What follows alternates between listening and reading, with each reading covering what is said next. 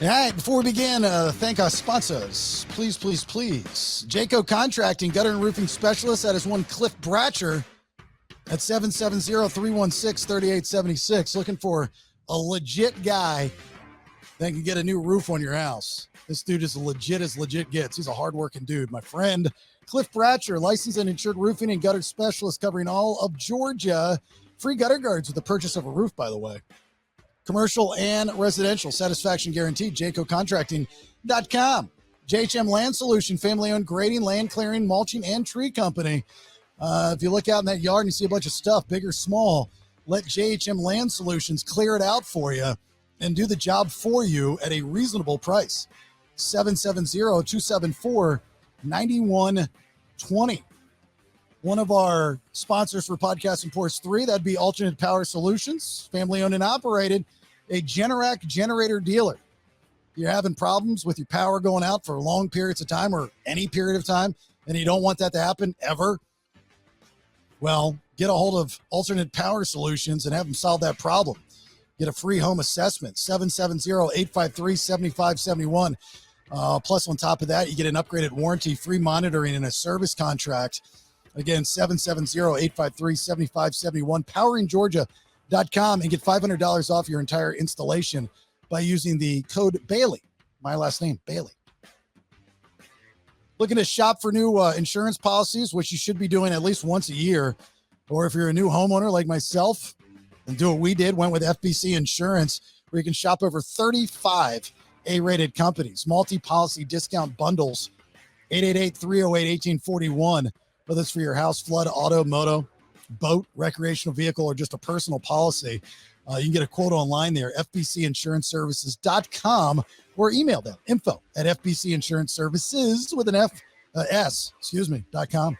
Need help? Get help. Dr. David Markwell. He is the best in the business. 3 locations in Georgia, but does virtual sessions anywhere in the world. That's how I talk to him. I get on there and see that beautiful face of Dr. David Markwell, markwelltherapy.com. ridgelinecounseling@gmail.com if you want to email him directly. Guy's a genius, absolute freaking genius. The Mad Dog, Manny Aurora, he was on yesterday. Any questions for the Mad Dog, you can always get those to me. But if you need legit help, like right now, theauroralawfirm.com, like Brandon's his best client. Yeah, I need me a referral link. Right, exactly. Brandon sends Mad Dog so much damn business, not even funny. DUI, white-collar crime, criminal offense, drug offenses, getting arrested, drug offenses, anything Brandon does and his friends do, appeals and more. Based out of Georgia, but litigates all over the United States. And then last but not least, another sponsor for Podcast and Pours 3, that is Inspect All Pest Services with our friend Nick. InspectAllServices.com, providing the highest quality termite, pest, and wildlife control. But they'll also take care of that insulation, pressure washing, gutter maintenance, and other home services. But as far as the insulation goes, whether it's cold or hot, and your house isn't up to code, just have them come out and check. That can change your power bill immensely, right? InspectAllServices.com. You want to sponsor the podcast and or the radio show, which has now been expanded, not only to WJRR in Orlando Saturday mornings, but we'll go to Jacksonville on Planet Radio. Let's have that conversation via thebaileyshow.com. Let's talk about it, all right? And don't forget, Podcast and Pours 3 and 4 coming up Saturday, October 12th. Tannery Row, Beaufort, Georgia for Podcast and Pours 3 with Distinct Grace and all of us. And then Podcast and Pours 4 with Saliva and Distinct Grace in Orlando at Elixir. Those tickets available at thebaileyshow.com. All right, let's begin. What do we want to talk about? To be yourself in a world that is constantly trying to make you something else is the greatest accomplishment. Ralph Waldo Emerson. Welcome to the Bailey Show podcast, a guy show women love to listen to. Intellectually immature nonsense. That's BS. That's BS. That's BS. That's BS. Okay, then, let's do it. All right, there it is, episode 251, your Freebay episode of the BS. Thanks for being here. My name's Jason Bailey. Right there, that is the B-Man, Brandon Thrasher. Hello, B-Man. Hello, I'm still sweaty as it's carried over. Might be a condition. Carrying over episode, still sweaty as balls. There's the iron-fisted one who made him sweaty, Chuck Lunsford. Hello, Chuck E. Cheese. Hey, I am drinking a non-alcoholic Stella Artois, and Why? it is fantastic. Dude, it's like Are you 11 in the morning. Yeah, are you on Yeah. a cleanse or something? You're not No, dipping? you got it. You don't drink before like a certain time of day. I don't know if it's illegal, but it's frowned upon. I agree with that. I'm not a day drinker. I can't day drink at all. Period. The end Unless of you're in the airport. They can drink any time of the day. Yeah, can't do it. I can't Depends do on it. the destination. Yeah. I try real hard to become an alcoholic and I never could pull it off. Tried drinking by myself. I tried drinking when I woke up because I wanted to be that mess. Could never pull it off. Ever. I just think you just have to, like, before noon, especially, you shouldn't, because it makes you tired eventually, right? Yeah, I especially if mean, it's now you got football on till midnight. Yeah, I can't do it. That's why I hate 12 o'clock Georgia games, man. I'm like, damn, I'm drunk by 3. but 4 sometimes o'clock. you want a beer. Sometimes you want a drink. And I'm telling you, Stella, Heineken, they all make a really, really good non-alcoholic beer that you can drink with breakfast.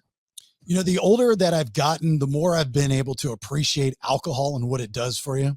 You know, like when you're younger, you drink to drink, like, especially, you know, when I was in my 20s, in high school, I was a binge drinker. I would drink to pass out, period. The end of story. That's why I would drink. But now as I've gotten older, I get it. Like I understand that nightcap drink to relax you, getting on a plane, having a drink to relax you. When I'm at a poker table, which I never would drink at a poker table, I now am a drinker at a poker table, not heavily, but just to relax, just to, you know, yeah. And this poker room makes a good drink, by the way, my drink, you know, so it's a good I don't think getting drunk is, I don't know, man. You get to a certain age, there's just no real upside to it. You know, getting the relaxation is fine because that's like you want to be one drink, maybe 2 drinks at a party. But when you start getting sloppy and then you're embarrassed the next day, Brandon, you know what I'm talking about. Oh, yeah. Yeah, it happens often. Right. There's an age where you can't bounce back. You know, like if you're over 40 and you're getting drunk and you're acting out and the next day you've got regrets, there's no bouncing back. I mean, you're an alcoholic. After 40, if you're acting like that, you're just got a problem. Brandon's still at the age when somebody recognizes him a day after heavy drinking. He's like, oh God, you know, like, oh, what did I do? You know, But the worst is like when they recognize you and you're like, who the fuck is this person? I'm like, uh-oh. But it's funny when you're in your 20s, you're like, dude, last night you were a mess. It was awesome. When you're in your 40s and older, it's like, God, man, is he going through something? It's like, you wonder what's going on in the house. You know what I mean? I can't be around drunk people. They drive me nuts. Like I'm not a fan. Can't, even when I was younger and when I made good drunk. Like if I'm drinking too much and I start to lose it, like when I drink heavily, I'm at a casino. That's really the only time I'll drink heavily. And I'll hit a wall and Rachel will see it and she'll say, all right, we're done. And I'm gonna go, yep, we're done. We agree. Let's cash out. And then we'll go up to the room. I'm done. But I can't be out in public drunk. It just bothers me. I'm afraid. I never want to get dinged for something stupid that I can control. You know, I see people use alcohol as an excuse of why they did something. I think that is the easiest bush league out ever. You know, you made the decision to drink. You made the decision to continuously drink. That is on you. That's not alcohol's fault. That's your fault, right? You know, Brandon's face, right? I'm just like everything you're saying. Brandon's like, yeah. That was me. That was my decision. 2 days ago.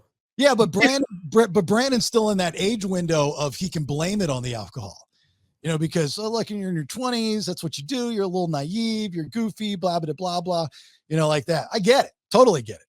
But, you know, like I got a football game that I'm going to this weekend up at Alabama, you know, Georgia-Alabama game. And there's going to be heavy drinking. It's a night game, thank God, but there's going to be heavy drinking. And I'm not going to be, you know, like, wait, do you have tickets for that? Like inside the stadium tickets?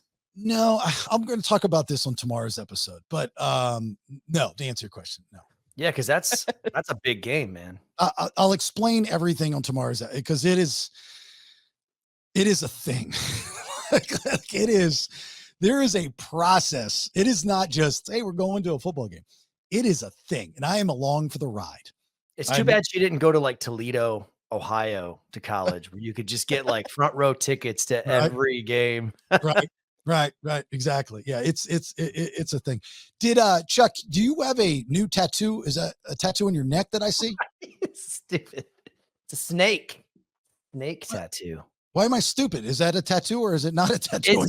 It's a freaking. It's supposed to be a temporary tattoo. The boys that I coach, they're all 9, and the moms yesterday at the tournament thought it'd be a great idea to give them all sleeves, and like the sleeve tattoos, like the fake, the kind like we had when we were a kid. You just put water on it, and it would be on your arm. And they gave them all like mom tattoos and sleeves, and they were out there missing every drop ball because they're looking at their freaking tattoos. Like, man, I'm so cool. We got our butts kicked in the championship because they were out there like, man, I'm so awesome. But they were like, get a tattoo, get a coach, get a tattoo. And I'm like, I already got tattoos. And they were like, well, get one on your face. And I was like, I don't know if I should do that. Now I almost did. I almost put like a mom tattoo on my cheek thinking it'd be funny. That's fun. And then I get this snake tattoo on my neck. Dude, I'm scrubbing it last night. It won't come off. And now it looks even more like a real tattoo. So I don't know. I'm kind of liking it. Let me doing his presser afterwards, like with the snake on his face, like, yeah, man, we suck, but look at all these tattoos we got, man.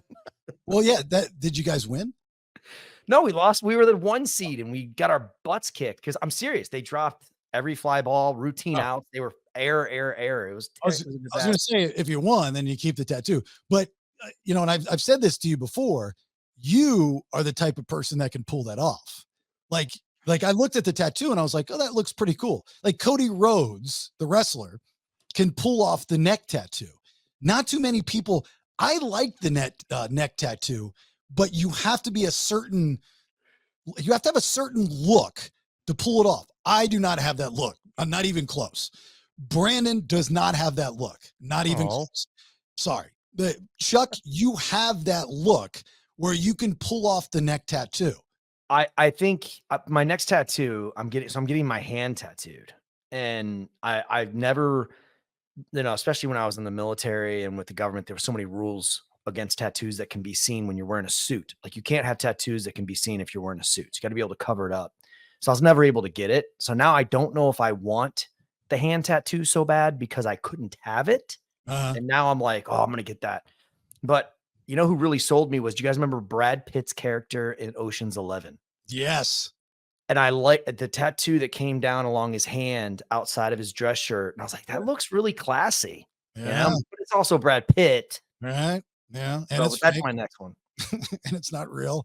That's true. That's true. So maybe I'll just get fake tattoos and see if I like them. And if I like them after a month, so maybe I will end up with a snake on my neck. I don't know. So let me ask you this. Is there an age where you should stop getting tattoos? Absolutely not. My youngest daughter, her name's on my arm at the bottom because she was the last one. And she said to me, actually, this is yesterday when we were doing the neck tattoo thing. And she goes, are you keeping your other arm open so when we have kids and they're your grandkids, you can get their names tattooed on you? That's a good question.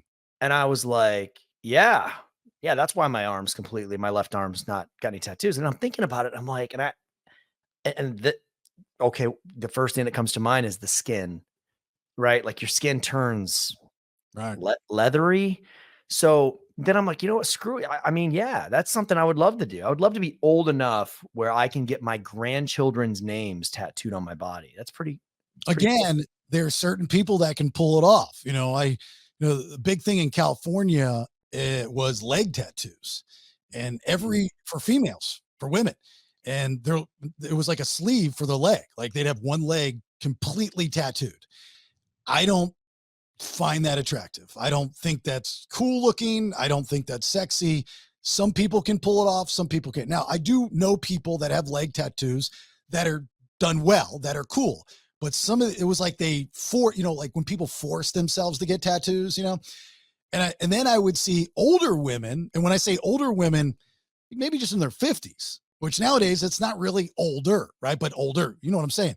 And it didn't age well. The leg tattoo does not age well. You're saying just leg tattoos. You're okay with the ones across the chest that women get?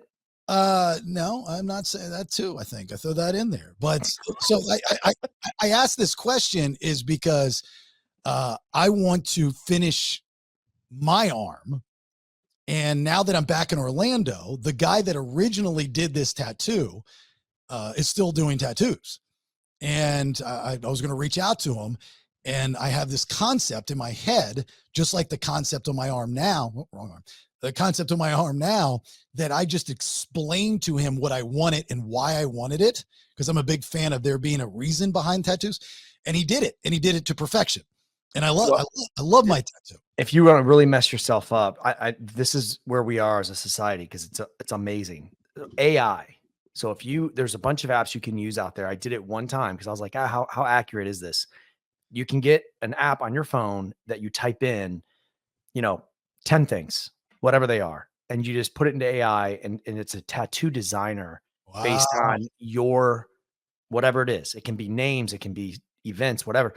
So I did it, and I'm like, that is the sickest tattoo I've ever seen in my life. And it will print it. You can send it to be printed where they can just take it, put it on your arm, and tattoo it. So I'm probably going to get a lot more tattoos now that I've found this AI, but I'm almost at the point where I want to wait till they get it where they're like, you just like go into a clinic.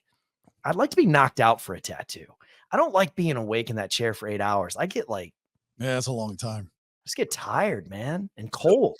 So with this new tattoo that I want to add to my existing tattoo, because it's got to kind of blend, right? It's got to kind of blend into it. How far does it go down? Can you show us while you're explaining this? Okay. So that's the problem is, so when I first got this tattoo, it was just the cross, right? And I swear to God, that cross moved. It didn't move back. It moved back. I don't know if my arms got bigger or smaller or what I swear to God, that cross moved. And in that cross, which is draped with the American flag, it has my grandmother's initials in the middle. It stands for God, country, love. And then I was like, okay, this is weird looking. Now it's a small little cross. It's like way in the back of my arm. I was like, so I talked to this guy, George, who works at this place called Trinity Tattoo in Central Florida. And I was like, I want to do something. Can you put it on a shield and have two women, like of Greek mythology fighting, which would represent the everyday battle of good versus evil. And then one of the women having my favorite weapon, which is a German battle mace, with the big ball and the spikes on top, winning, beating the devil woman, so that's what this whole meaning is. God, country, love, struggle between good and evil every day, blah, blah, blah. So I've got to add to that design. I just don't want to put like pancakes in the middle, right? It's got to add to the design. And so there's the beginning of this Hollywood Undead song where I walk through the shadows, all that kind of stuff. And I want that, but I want a puzzle, and I want a knife in the back, and I want a bee, and I want a microphone, and I want it all with a crown of thorns, all somehow makes sense.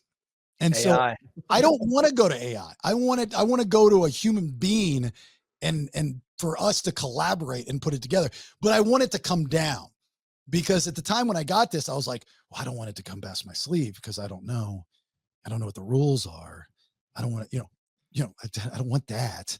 So now I'm like, screw it, just go all the way down. Isn't it going to look weird though, getting a new one and versus your old one? Your old one was faded. Aren't you gonna have to go back over that, recolor it? Have to get it touched up. Yeah. Oh, really? I didn't know that. Yeah. Think about it. Isn't that like 20 years old?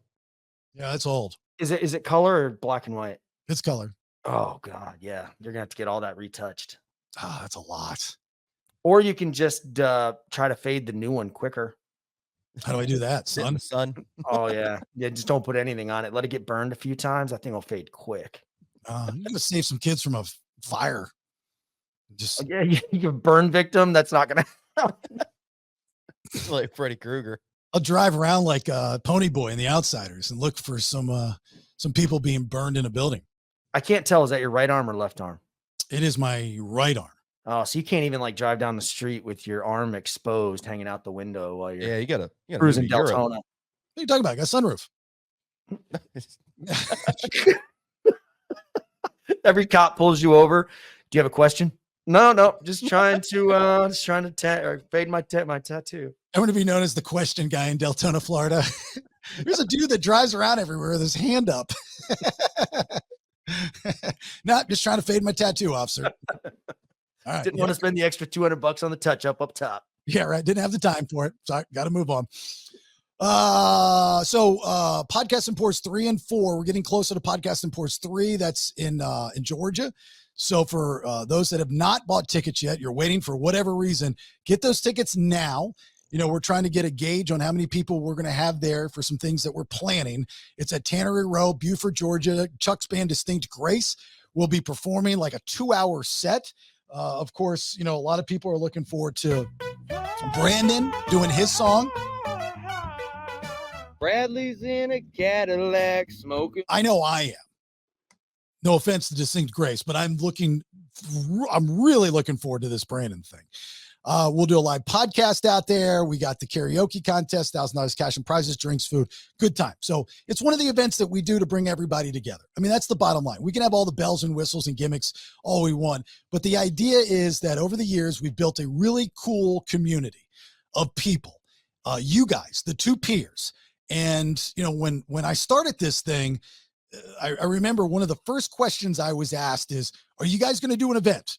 And I was hesitant to do that first Podcast and Pours event because I was like, nobody's going to show up.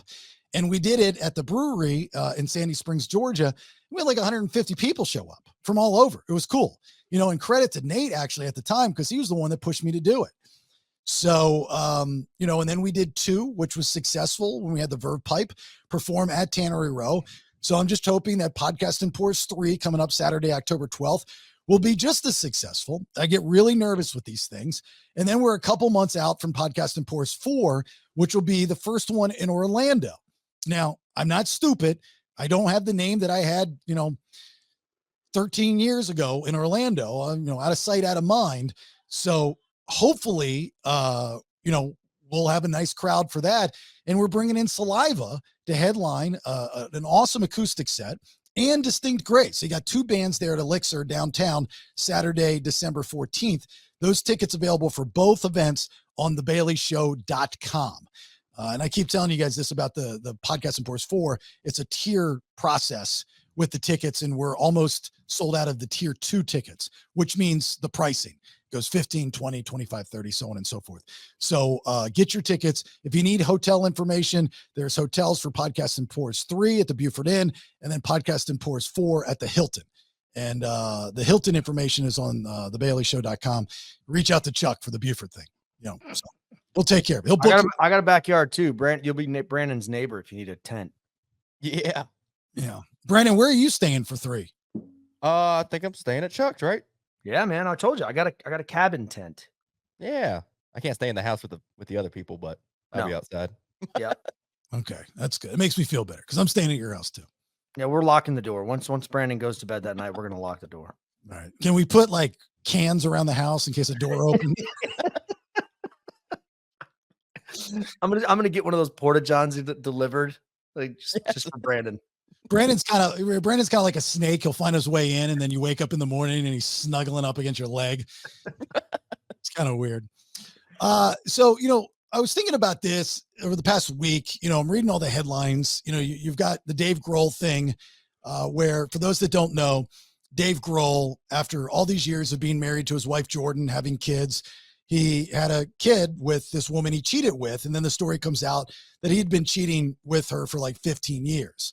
Now, we can speculate and say that he's probably been cheating with other women too, but we don't know that for a fact. If you just base off of what we know, he's been cheating on his wife for 15 years. Dave Grohl, arguably one of the biggest rock stars or music stars in the business today, and has always been looked at as the good guy. You know, it's kind of squeaky clean. You know, he made the Foo Fighters out of Nirvana. He never, you know, was that guy that went into rehab. You know, he was one of the good guys in the rock business. Do you think, and then you got the Diddy stuff, right? Now, Diddy's Diddy, you know, with the charges that he has coming now, I mean, could be possibly the end of Diddy if you care, but still a guy that built up this empire worth millions, if not billions of dollars, now could be going to jail for the rest of his life with numerous charges, including racketeering, trafficking, so on and so forth. The Weinstein stuff. You saw what happened to Weinstein. Hollywood knew that Harvey Weinstein was a horrible person and what he was doing to women, right? They knew it. They would tell jokes on these award shows. So Weinstein finally gets popped. He's in jail and will never get out of jail. He looks horrible. He's going to die in there. You know, all the millions that he built, all the hard work gone. Bill Cosby was America's dad, right? Outside of Bob Saget. Bill Cosby was America's dad before Bob Saget. And then just his career is gone. Never will be respected again, ever, ever, ever. So I look at these different situations and all different. They're all different. They're not all the same. They're different, but they all do have one thing in common. They all did one thing out of all the good they might have done and all the great things that we appreciate as fans that we might have loved. The one thing ruined their career. Do you think the same thing will happen to Dave Grohl? No, Dave, I didn't know about the 15-year thing. You know, he's 55 years old, right? So that means if he's been having an affair, he's 40 when he started it. After the age of what? 40, I'm going to say 44. You start looking at it going, she's not worth it. This other chick isn't worth it. Like, I could never imagine having an affair on my wife, but after 15 years, it's not really an affair. It's a relationship. He had he had dual relationships going. He didn't hurt anybody. The girl was obviously willing. 15 years. And now she's having his baby and he's going to be a dad. Hold on. He didn't hurt anybody. What about his wife and his children? Oh my God. Jason, if you had an affair on Rachel, yes, you hurt her. If you had a relationship with another woman for 15 years, nobody feels sorry for Rachel. Nobody. Like, if she let you have an affair for 15 years and didn't know it, I mean, there's no way this chick didn't know. But go off of what we do know. What if she didn't know? I mean, it's possible. There's numerous stories out there, people living double lives. I mean, you can't assume that she knew. I find it hard to believe that she knew. So does she stay with him or does she Tiger Woods him? What do you mean? Elon left him? Yeah, that's what I'm saying. Does Dave Grohl's wife stay with him, or does she just go, wait a minute? She opens up the bank account and she goes, yeah, I'm out. She's going to leave him. And I mean, she was spotted with the dude from like Fall Out Boy, and they're supposedly they've hired divorce attorneys and so on. And they'll probably cut it clean and then just move on with their lives. And that's when she didn't know if she leaves him. Like, if she were to stay with him, then that would be a different conversation. So do you think this doesn't hurt Dave Grohl in any way, shape, or form? If you're cheating on your wife 15 years, you don't really love her that much. It wasn't meant to be. You're a rock star. You're going to lose half of your, I don't know, Dave Grohl's probably worth $100 million. And he's going to be single with the world is his oyster. Everybody wins here. This is a win-win-win for everybody. But he's got a lot of child support now. But shouldn't it hurt him? Like, where are our values at if we are like making excuses like you just did for his wife? Oh, she had to have known. It's her fault. Like versus. I didn't say it's her fault. I didn't mean that. If it came out, okay, that sounded bad. Okay. I didn't mean it like that. I just mean 15 years is a long time, dude, to have a relationship. I understand that, but the way what you said, you made it sound like it was her fault. It did sound that way. Okay. I didn't mean it was her fault. I just mean she's going to be okay. All right. She's going to be fine. That's a victim blamer. I know that I've got to watch this. I don't think it's her fault. I just think that at the end of the day, $50 million, you're getting child support. She's going to move on with her life. He'll move on with his. And the girl that he got pregnant, everybody wins here. Everybody. But what about the kids and the embarrassments? I mean, that's embarrassing to publicly know that you've been getting worked for 15 years. Okay. I forgot about the kids. Okay. So the kids can at least go to school and people making fun of them. They'd be like, well, my dad's Dave Grohl. So shut up. Right? Yeah, but your dad's Dave Grohl, the awesome musician, or your dad's Dave Grohl, the dick that cheated on your mother for 15 years. Just walk around with a speaker on your shoulder. Every time somebody starts talking smack, just put on some Foo Fighters and be like, yep. Doesn't matter. It's interesting what can kill somebody's career and reputation. It's the one thing, right? Out of all the good, like, remember seeing all the pictures of Dave Grohl without press, just out on the streets of Los Angeles or wherever, cooking for the homeless, had his big smoker out there, and he would do that often. Dave Grohl's known to have barbecues at his house. I know people that have been to those barbecues. I've interviewed Dave Grohl, who's a nice guy. I know people that know him personally. One of the coolest guys ever. So he's just a nice guy, right? Okay, that's what we all assumed as Dave Grohl. But now that we see what happened, what he did to his wife and his kids, is he still that guy? I don't think he is. I just think it's going to be funny in the divorce hearing when they're like, so when did you know he was cheating? And she's like, well, he told me he was smoking a butt for 14 hours and there was never any butt. Like he. Yeah. What if we find out Dave Grohl really wasn't out there feeding the homeless all those hours? That was actually his brilliant scheme of getting out of the house. His wife was calling the press. Dave's grilling for the homeless again. And he's like, oh crap. We find out some guy named Ricardo Grill is actually Dave Grohl's stand-in. He stands out there while Dave Grohl's out there pounding some girl, knocking her up. It's the one and done theory that can make or break you. It's real. Like, it used to not be real, I mean, and I don't know when it changed, but it was, you could make a mistake and you could bounce back from it based off of your merits before, no matter how bad it was. And then it's case by case. Like, you look at Mike Tyson. I mean, Mike Tyson went to jail for rape. I mean, that's horrible, right? And all these other different people that have been able to recover. Morgan Wallen was public enemy number one because somebody got him on camera and he had no idea, and he drops the N-word. Oh my God, a 20-something-year-old white kid drops the N-word. Just cancel the guy and get rid of his career. But his people were smart enough and good enough to get him back. And nobody even talks about that anymore. Thank God, because that was absurd. That was ridiculous. But it's funny how the universe or society, I should say, picks and chooses the one and done. Weinstein, done. Diddy, I think, will be done. It'll be the downfall of him and probably numerous other people.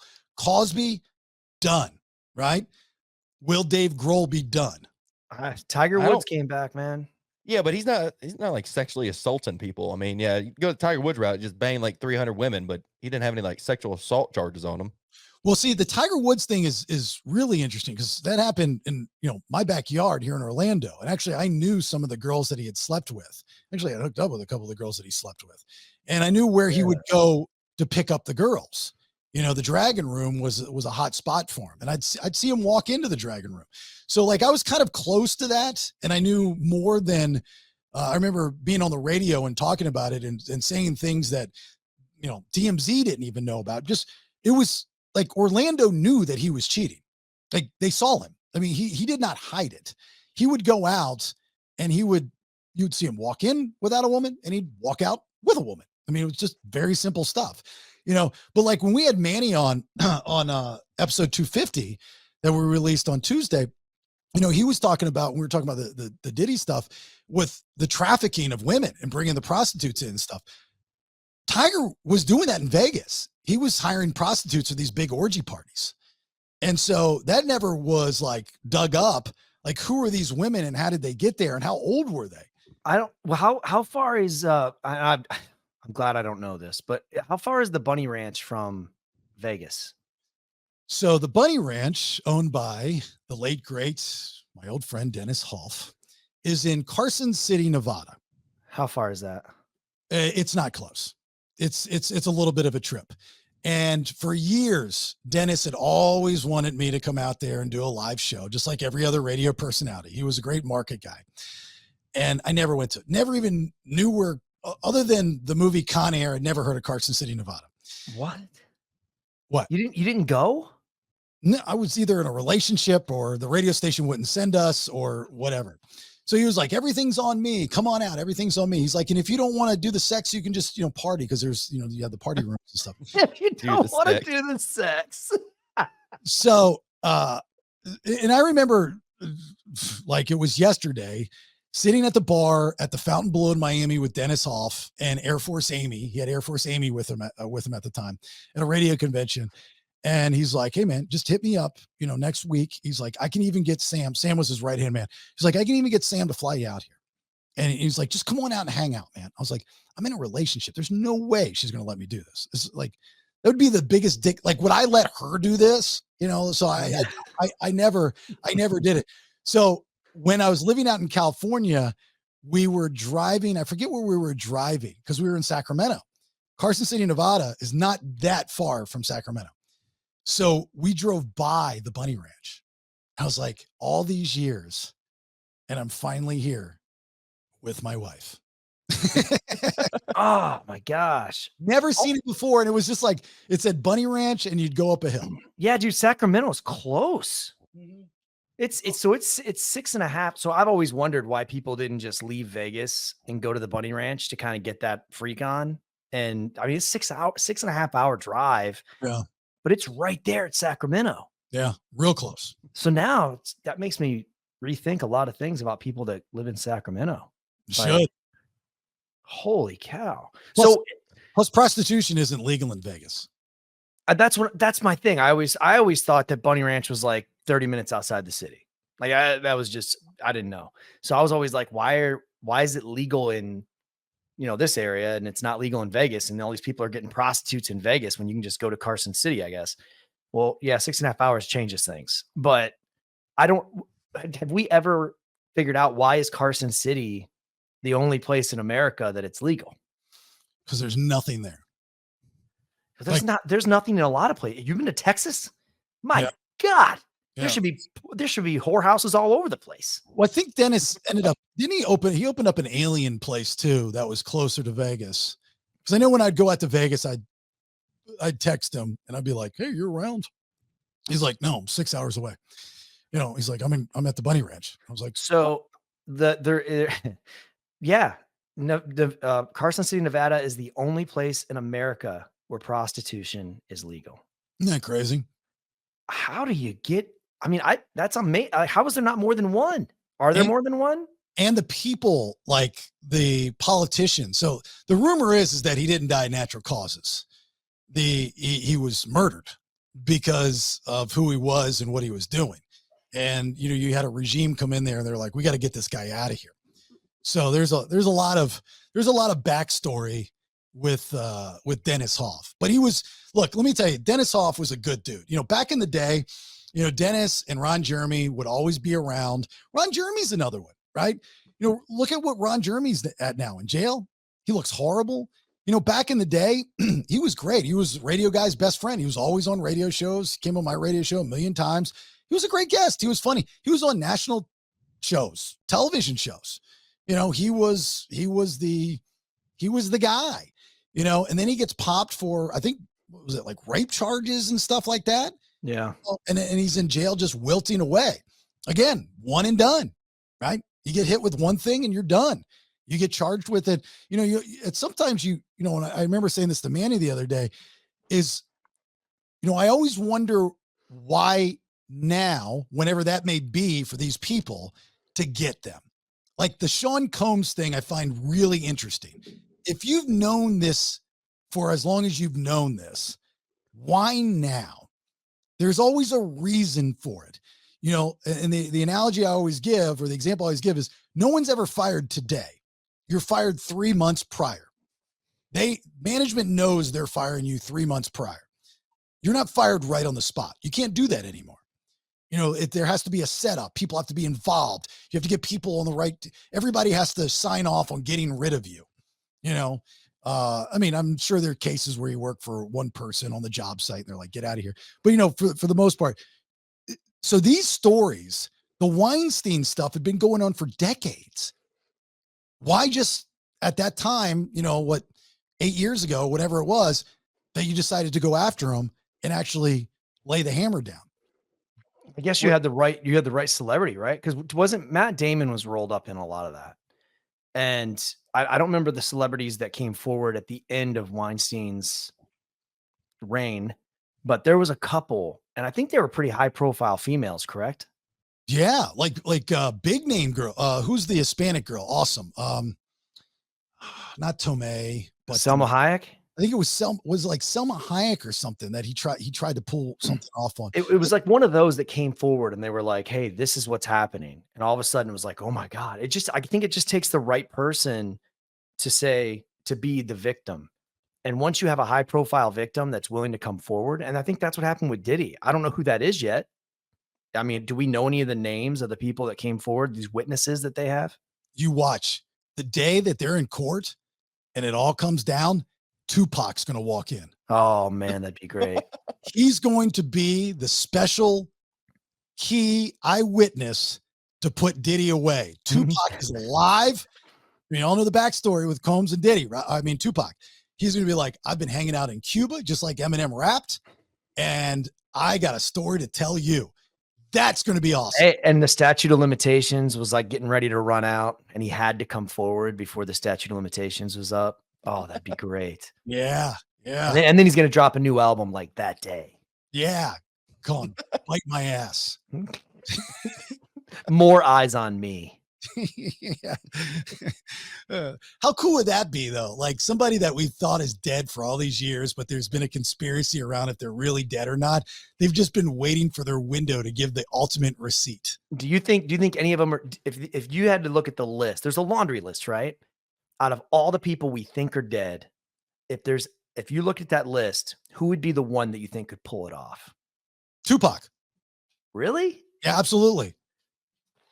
Yeah, absolutely. I think just because of, if you look at the Easter eggs that have been laid by different rappers, like Eminem raps how he's in Cuba, you know what I mean? And so, and you look at how it went down, and still to this day, like they just arrested somebody that was the killer, it's just very, very, very, very odd. Very weird. I'm going to say Elvis. Yeah, but Elvis too old, wouldn't he? Yeah, he would be dead by age. No, he wouldn't. Yeah, I think he'd be in like his 80s right now.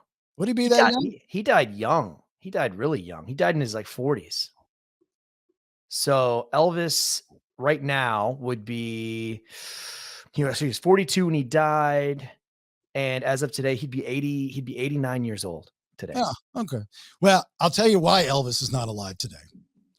Because if he's ever gone back to see what Graceland's become in the neighborhood around it, he would have come out of hiding years ago to clean that area up. It is horrible. And he probably didn't have the money either. I mean, he didn't make that much money that he made personally. No, never toured outside of America. I just don't know how much Tupac would have, because you'd have to have a roll, man. To stay hidden that long, you'd have to have a huge bankroll. I think he's living on a budget in Cuba. Yeah. Maybe that's why they opened tourism up for a little bit, and there's probably somebody that was like, hey, I saw Tupac there. They're like, oh, nope, shut it back down. Shut it back down. No more tourism. He has a cigar shop. He's like, oh, shit. It's for first time Jay-Z walked in, was like, yo, I'd like to get hey, Tupac? He's like, oh, crap. No, my name's Jonathan. Sorry, can't help you. But I can lay some bars down for you. Would you like to hear? We've never seen that. Like somebody that's faked their own death and then come back after all those years. Like Eddie and the Cruisers, the movie. One of the best movies ever. You guys seen it? Yeah, but I don't remember the faking the death thing. That's what the whole movie's about. No, I don't remember the movie. I remember the movie, but I don't remember what the plot was. The plot's Eddie and the Cruisers. Eddie, played by the underrated Michael Pena, right? Is a rock star back in the day, like 50s, 60s, on the Jersey Shore. So very Bruce Springsteen-esque. And Tom Berenger is his keyboardist. And they blow it up and they become a big deal. And he can't take it, the fame, anymore. So he fakes his own death by driving his car off the bridge. But he survives the car crash and decides he wants to live. So then you get Eddie and the Cruisers 2. And you get this young kid that's starting a band, and he starts to put this band back together. And he finds this guy, Joe West, that's an amazing vocalist and guitarist, but he's too young to know who he is. And so, but the saxophone guy, who looks just like the saxophone guy from the original band that overdosed, knew exactly who he was from day one. And they finally make it to this competition of this big festival. And the guy that screwed him over originally, him being Eddie, is there, the record guy and his son, and they recognize him. And then he comes out on stage. He goes, and I'm Eddie. Yeah, Eddie lives. Awesome movie. Awesome movie. One of the most underrated movies, was one of the most underrated actors of all time, Eddie and the Cruisers. I can't believe you remember all that. Yeah, what did you write the movie? He's I know, like he's reciting like the script. He's like, yeah, and then the saxophone player played by blah. Like that's impressive. Give me 5 movies, Chuck, and I'll tell you if Eddie and the Cruisers is better. And by the way, Okay. hold on. One of the only sequels that arguably is better than the original. Very few movies out there like that. Okay. Princess Bride. Eddie and the Cruisers. Come on. Point Break. Damn it, Brandon. Were you gonna say that? No, it's not even like top 100 movies. What? I don't know. That's pretty good. Eddie and the Cruisers. Gotta go to my go-to, Shrek. Eddie and the Cruisers. Saving Private Ryan. Oh, Eddie and the Cruisers. What? Easy. Oh, Tombstone.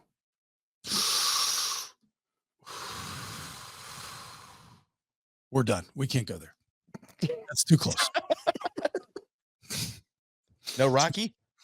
Oof, no. That's a tough one to top. Rocky. That's a different level.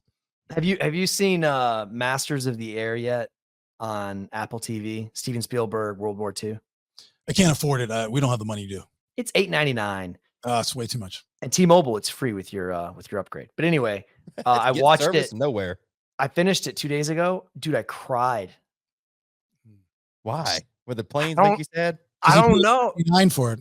At the end, they take the pictures of the people and they put them up there with the real person. And then I love it when movies do that. Like if I ever write a movie, I'm doing that.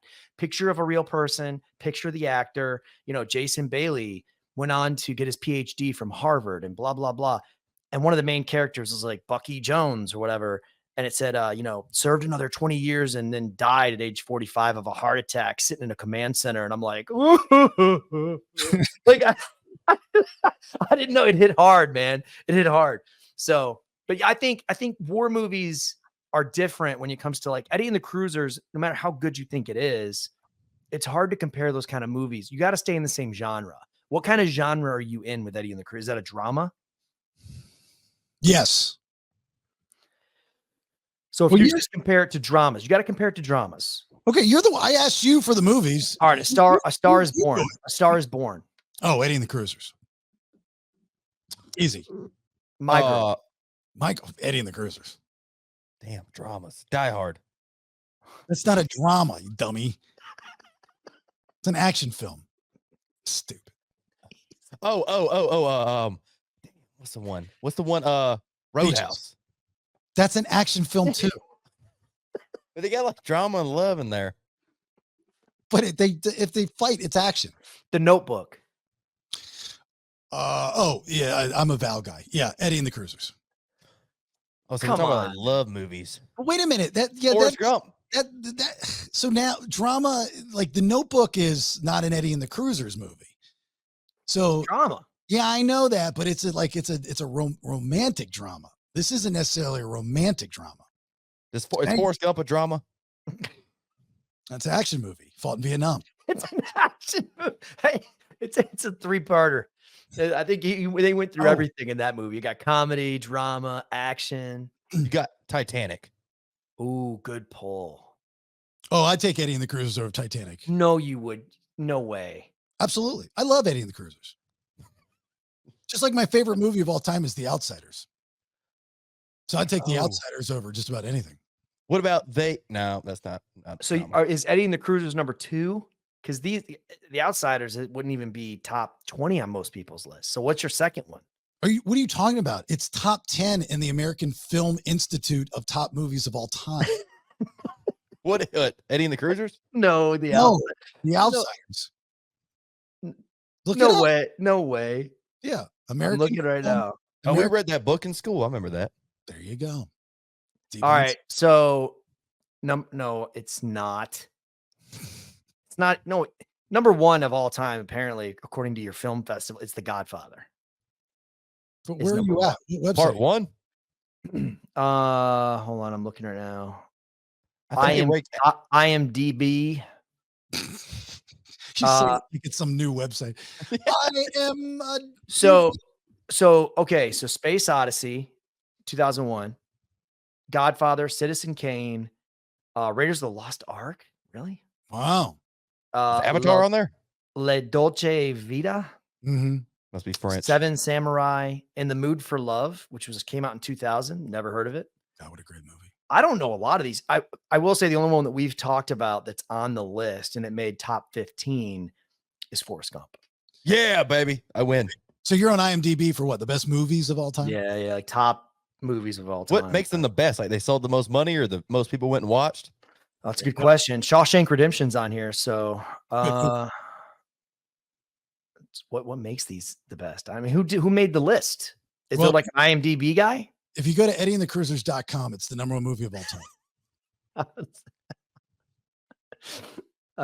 Is it Eddie Eddie? Correct. There's only two ways. The other one nailed it. Edie.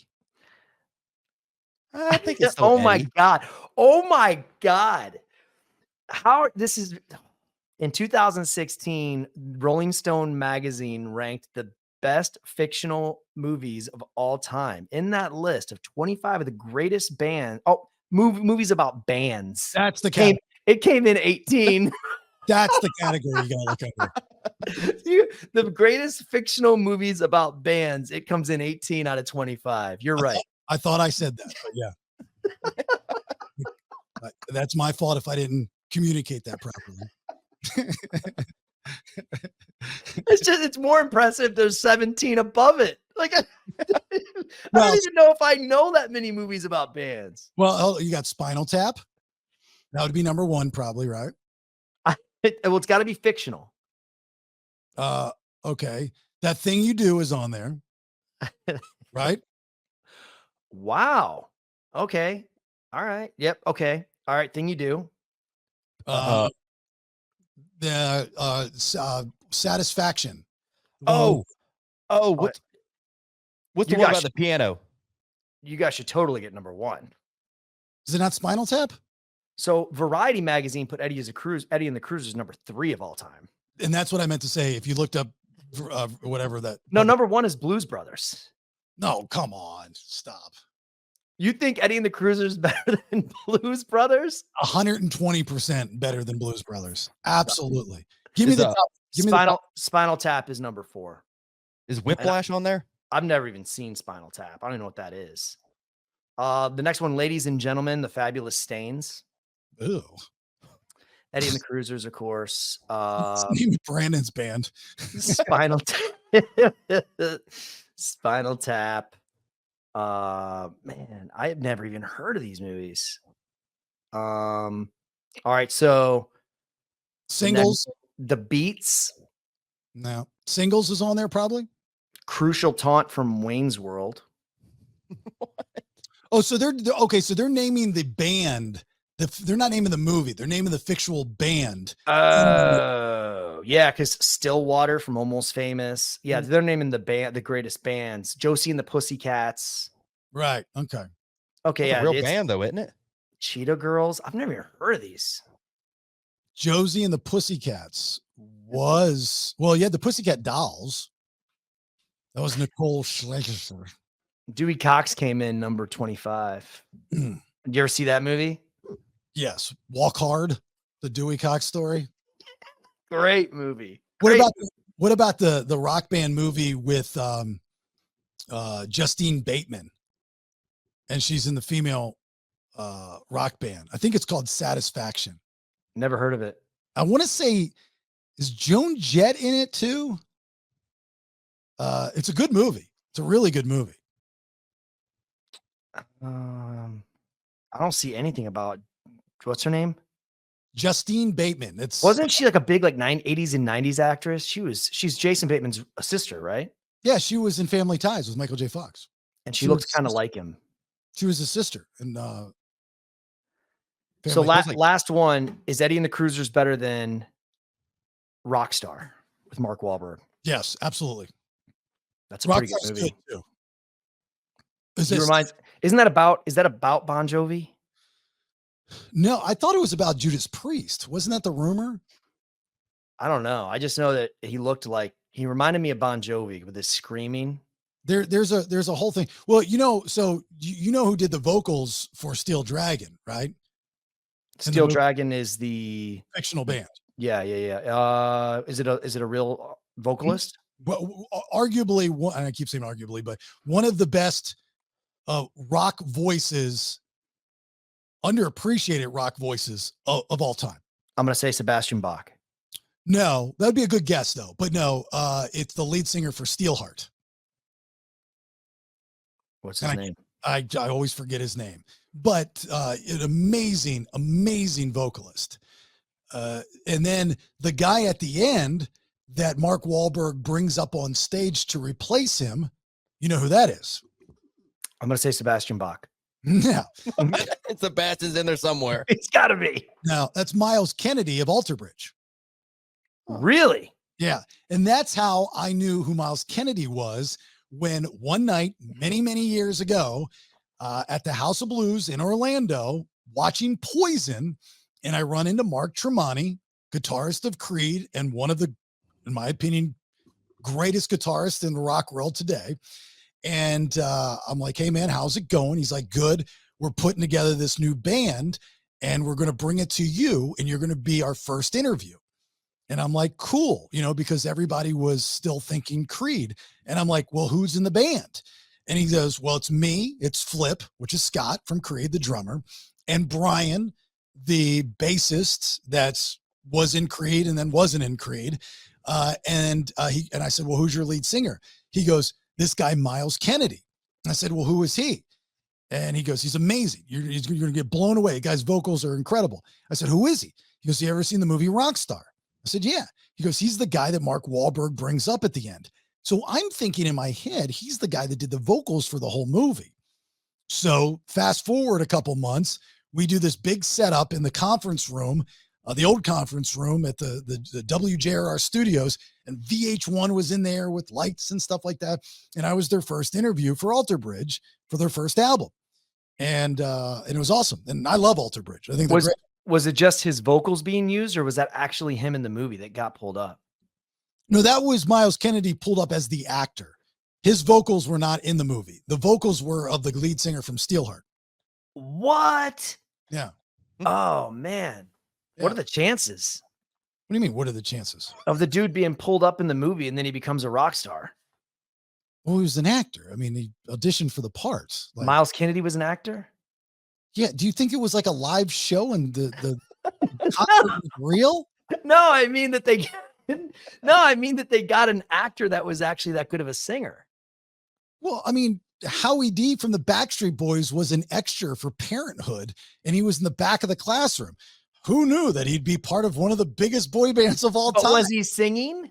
Usher was an actor before Usher was a singer. Drake was an actor before he was a singer. I'm saying to be cast in that role and then art imitates life, right? Like and then literally become a rock star after being cast. That's pretty cool. I see what you're saying. That I get. Okay. I thought you meant just his vocals were used for that part when the guy was singing. What are the chances of some guy in the entertainment industry being in the entertainment industry? He just happened to be at that concert when they were shooting it. It's crazy.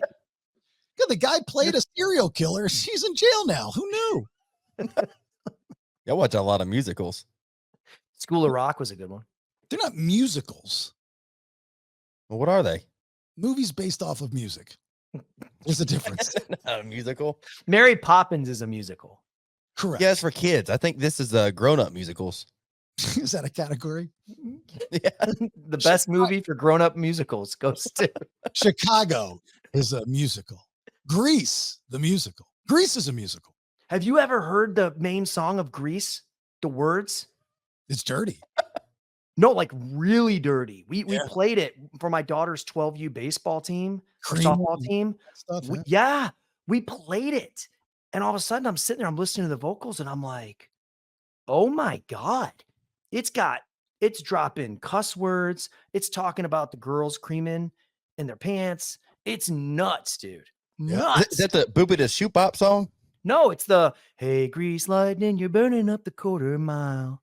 Hey, Grease Lightning. Hey, Grease Lightning. Hey, Grease Lightning, don't know the rest of it all. But I'm creaming. Yes, I'm creaming. Yes. Yeah, you're not even kidding. Like, that's not even a joke. Like, that's really what they're saying. Went down to the dude and again it slammed and it got her in the butt too. Go Grease Lightning, go Grease Lightning. How did that make it past? Didn't they have like back then, especially like the people that listen to stuff and was like, yeah, this is a bad idea. They were probably like, well, she's just cooking. But what is, I don't even think Grease Lightning, Grease isn't rated R. And you're talking about, yeah, right here with a 4-speed on the floor. They'll be waiting at the door. You know, that ain't shit. We'll be getting lots of tit. Grease Lightning. Dude, I'm serious. It's crazy. Wait a minute. Hold on for a second. I didn't know that. So the lyrics for Grease Lightning in Grease are what? So this one is with a 4-speed on the floor. They'll be waiting at the door. You know, that ain't no shit. We'll be getting lots of tit. And then the next one is with new pistols, plugs, and shocks. I can get off my rocks. You know that I ain't bragging. She's a real pussy wagon. Grease Lightning. Nobody knows this. They're just singing along. Kids are like, oh, pussy wagon. Oh, yeah. Go Grease Lightning. You're going through the heat lap trials. You are supreme. The chicks will cream for Grease Lightning. Go Grease Lightning, pussy wagon, Grease Lightning. And the chicks will cream for Grease Lightning is every chorus. But I mean, the pussy wagon thing, like I'm sitting there warming up our pitcher and it's like, pussy wagon. And I'm like, what? Like, I thought she got like, I thought Megan was playing like a I don't know, dark web version or something. A parody. And so I Google it and I'm like, how is this even? And what is, I mean, Grease has got to be rated PG-13 at worst. No. So yeah, but to go back to the conversation, yes, I think Grease would be better than Eddie and the Cruisers. Yeah, now with the pussy wagon, I agree. It was rated PG. Yeah, I don't think they had R-rated movies back then. I don't even know how they could sing about that stuff. That's like they didn't have PG. They definitely didn't have PG-13. And did you notice there's no black people at Rydell High? None. Zero. It came out in 1978 and they were singing about that stuff. Yeah, it's dirty. Then it's probably art. It's funny. They let it ride. Pussy wagon though? I don't. That's a great line. You tell me something since 1978 as far as a song goes that has the words pussy wagon in it. We'll be getting lots of tit. Yeah. And it's not even plural. It's just tit. Yeah. Singular. Just one. That's a classic. I mean, that's strong lyrics. You tell me, even after all the songs that are out today and they're radio friendly, edited and all that kind of stuff, there's not one damn artist today that's used the term pussy wagon or tit. I don't even know, like when you're writing that song, like what rhymes with shit? Tit. Well, and you have shit in there. Like it's like a double boomer, right? It's like, oh well, let's throw shit in there. What rhymes with shit? Well, let's double it up. Let's go tit. You know, why not? Let's triple it up and go clit next. How about that? I gotta find the lost lyrics because I bet you they're even worse. What do you mean lost lyrics? You know how like when they write original. Well, like when they write a song and usually you'll write it with like 3 or 4 verses and Garth Brooks, your boy he's notorious for this. He'll write like 3 or 4 verses or 5 or 6. And then when you go in to record it, they're like, look, it's too long for radio. It's got to be 3:30, 4 minutes, whatever. And so they'll have to cut out a verse because it's just too much. Yeah, the lost verses are going to be like, fuck you, Grease Lightning. Fuck you, Grease Lightning. Get me on the pussy wagon. Fuck you, Grease Lightning. It's like really hardcore. It was the first time a rapper ever put lyrics into a song. 1970. It's like, looking at this high school, bitches everywhere. I'm all up on those hoes. I'm at Rydell High with the bitches in the pussy wagon. I'm shagging. What's up? It's like, what? How did this not make it? Poor Sandy. Then we find out she was taken advantage of and she said no and she was roofied. What? Was that real? No, it's not real. Oh. Joke. I got an interesting message from a listener. I'm assuming it was a younger listener. Occasionally I'll get questions from people that want to be in the radio business. Like there's a two-peer, God, I'm sorry, I forgot your name. I think Chris is his first name. And he'd been a fan for a while. And he finally, after all these years of trying, got a job in the radio business, and he reached out to me and he said, "Hey, thanks for everything. Just by listening, I learned a lot. You've always been nice and returned my messages and answered my questions." And I remember him over the years reaching out to me. That always makes me feel good, right? I'm like, best of luck to you. If you need anything else, let me know. I'll also get messages from time to time from people, especially, like I said, younger people that are curious about the radio business or even the podcast business or just the industry in general. But this one, and I'll answer them, for high school projects or whatnot, college projects. And this one was interesting because this person asked me a question that I don't know I've ever been asked before. So it was a string of questions about the business, about me and the business and what I've done, what I like, what I don't like, this and this and that. They listen to the podcast, so they know kind of my vision on what radio should be. I do have a love for the business. Actually, I think I love the business too much. And that's why I say the things that I do. There are people out there, especially recently, that I found out that have misconstrued my interpretation of the radio business as I hate it. And I don't at all. I hate what it's becoming because of how it's being controlled and versus what it is and what it should always be. Anyway, not my point. But this individual asked me a question that I don't think I've ever been asked before. They asked me, after the string of questions about the radio and podcast business, what I'm afraid of, and this, kind of a weird question, especially, I consider myself a guy, I'm never going to walk around going, I'm afraid of this. I'm afraid, afraid of flying to a point, I can do it. I'm just not a fan of it. I'm afraid of drowning. I'm afraid of, this, and those little, I'm afraid of AIDS. I'm afraid of Branden giving me AIDS, so there's but that's not what he was asking. He was asking, as far as at my age now and where I'm at in my life and career, what I'm afraid of. And with all the other questions, it literally, I was just rattling off answers. And then when I got to this last question, I stopped and I said, wow, I don't know how to answer this. So I saved all my responses and I emailed them to myself, and I got up from my desk and I went outside and did some stuff in the yard, and I was thinking about it. And then I went to Rach and I told her about it, and she even gave me a, wow, well, how are you going to answer that? And I asked her, I was like, well, what do you think the answer is? And before I tell you what she said, Chuck, what do you think Rachel's response was to the question of, Jason Bailey, what are you afraid of when it comes to what you do for a living and what you love as far as radio and podcasting? Being wrong once. No, I'm just kidding. I think you take a lot of pride in what you do, but I think that the thing that you're the most afraid of is when you don't want to be that guy that when you show up at events or you meet listeners, they look at you and the first thing they say to you is, holy crap, I didn't realize how old you were. You know what I mean? Like you have a voice, and people know you through a voice. They don't know you through appearance. So I think your biggest fear is age. I think you're afraid of getting old and getting aged out of the industry altogether. Okay. So that's two different things. Appearance, not so much, but aged out. Okay. Yeah. That's it. Aged out. Okay. Not her response, but there's some truth to that. Branden, what do you think her answer was? Being too out of touch, not having control. Well, those are two different things too. Well, I just thought maybe she threw some things out there. No, her answer was one word. One word. Yeah. Oh, failure. Irrelevant. There you go, Chuck. What'd you say? Nailed it. Failure. Oh, what? Failure. Yeah. Yeah. And I don't mind failing, because you can't succeed without failure. You should have more failure than you do success.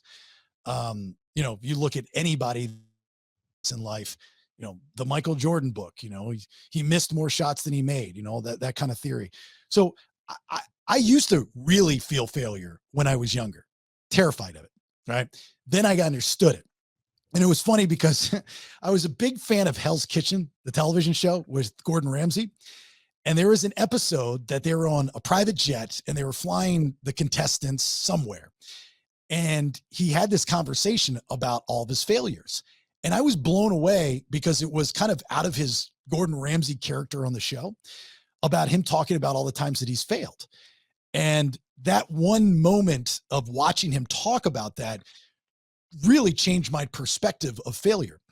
But that's when I was younger because, like we talk with Branden all the time, how he's kind of in responsibility purgatory with a lot of things. The older you get, the shorter that rope gets. The window closes and you cannot have as many failures. And if you have too many failures or burnt bridges or so on and so forth, then you've developed a reputation and a resume of sorts where you really get not only aged out, that's just a reason. You just get out, right? They won't let you back in. So when she said that, she says failure. And I said, I'm not afraid of failure. I'm afraid of failure at 49. And I said, there's a little bit of a difference. I said, I hate losing at anything. I hate losing a fantasy football game. I want to go undefeated, not going to happen, especially this year. I hate making a bad business decision. Done that, made it before. I hate making a bad career decision. California, horrible, all on me, my fault. Totally not ruined, but changed my entire dynamic. And when I say mine, my family's, everything. Easily I can go and blame that sociopath out there because he promised me all these things and I bought into it, signed a 5-year deal. I was all in, but they were all lies. Never seen anything like it. He never got held responsible for it. I did. I was the bad guy for somehow, some reason, some shape, form, fashion, and it affected me and my whole life and my family's life. We moved around, ended up in Florida. It's fine. But our next step in what we're doing, I really believe that there's a reason for everything. The universe works in mysterious ways. So I try to take those negatives and turn them into positives because I live with a life hit list of success is the best and ultimate receipt. So I think to answer this young man's question, I still haven't returned the email yet or the message yet, but to answer his question is I'll never be able to get back into radio and make the money that I made before. Never. I'll never, most likely, be given an opportunity to be the guy like I had been in Atlanta and or even in California for the most part, right? When I say the guy, I'm saying the head of the station, the guy, the morning show guy, this and this and that. Times have changed and I'm not chasing that hug. I'm not chasing that dream, that brass ring anymore because of what the industry has become.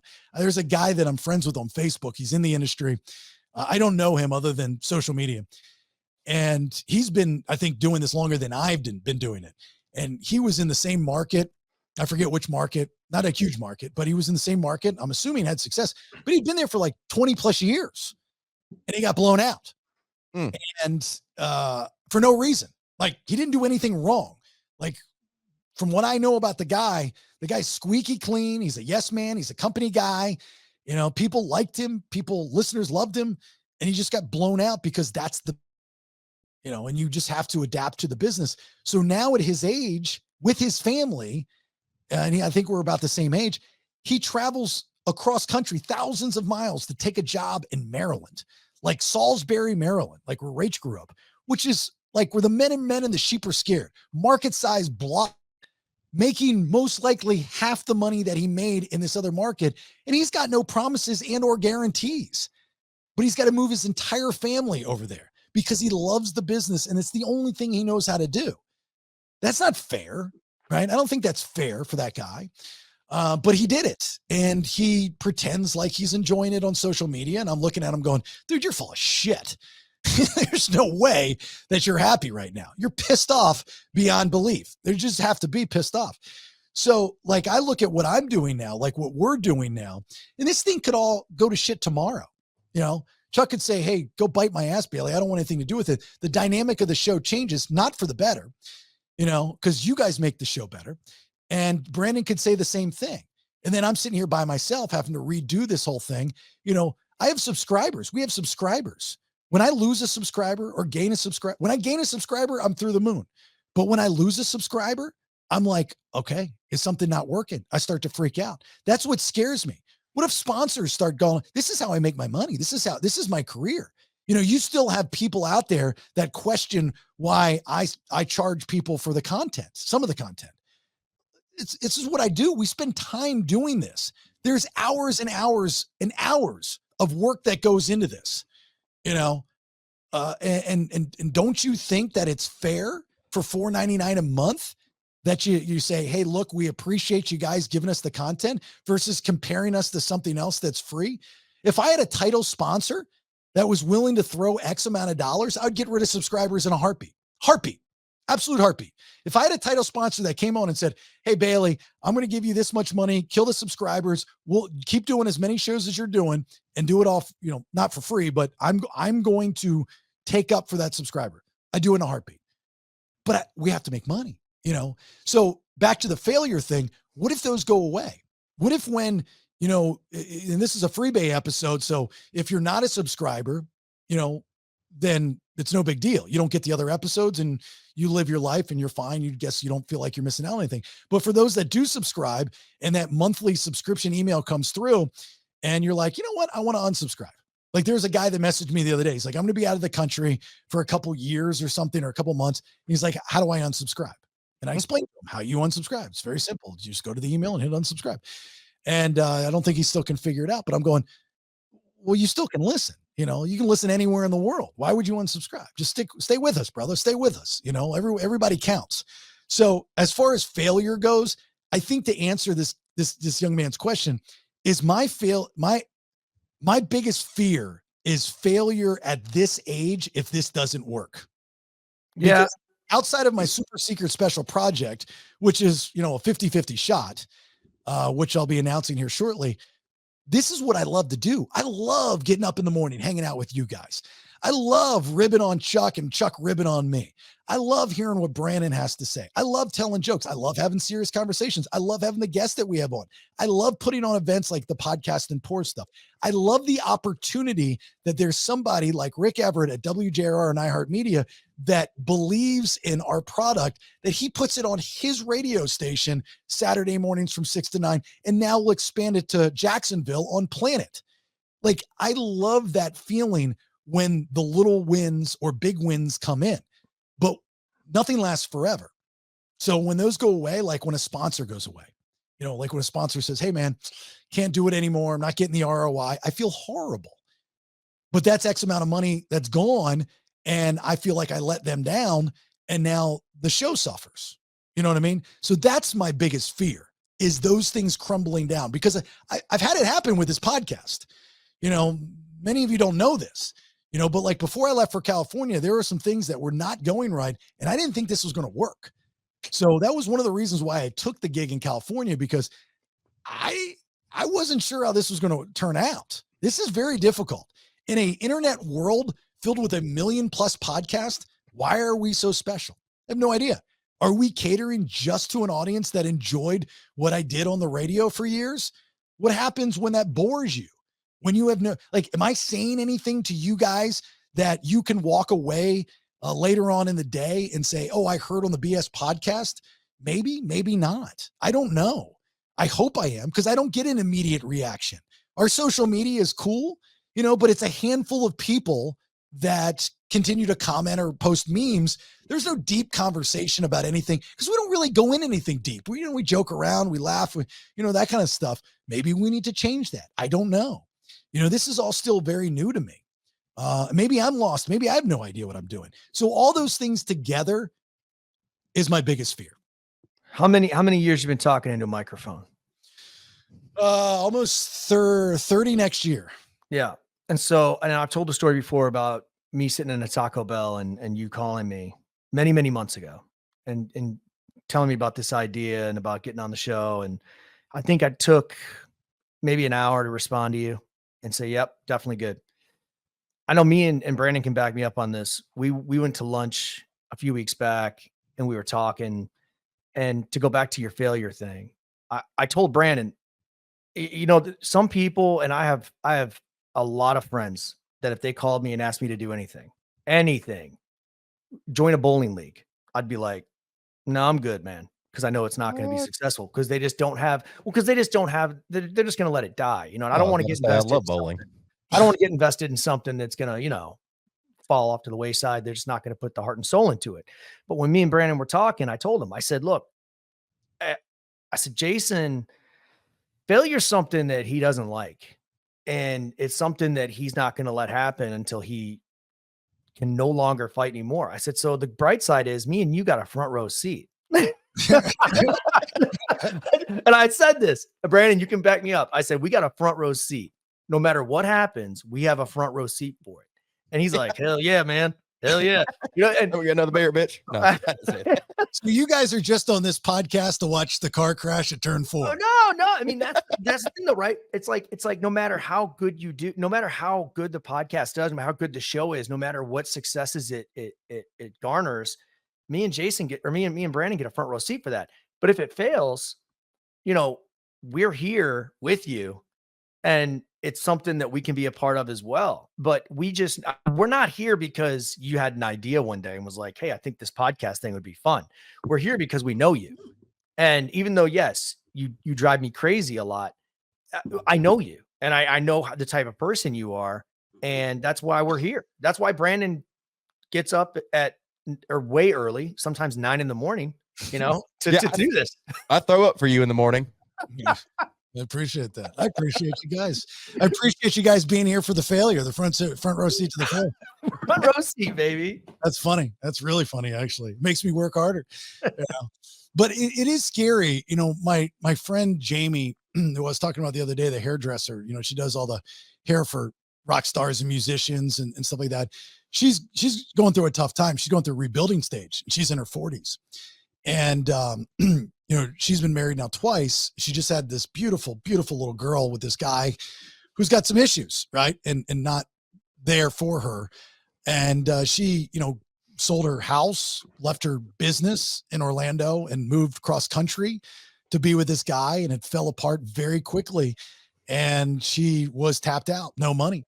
You know, one of her prized possessions, she had this custom made Jurassic Park Jeep done.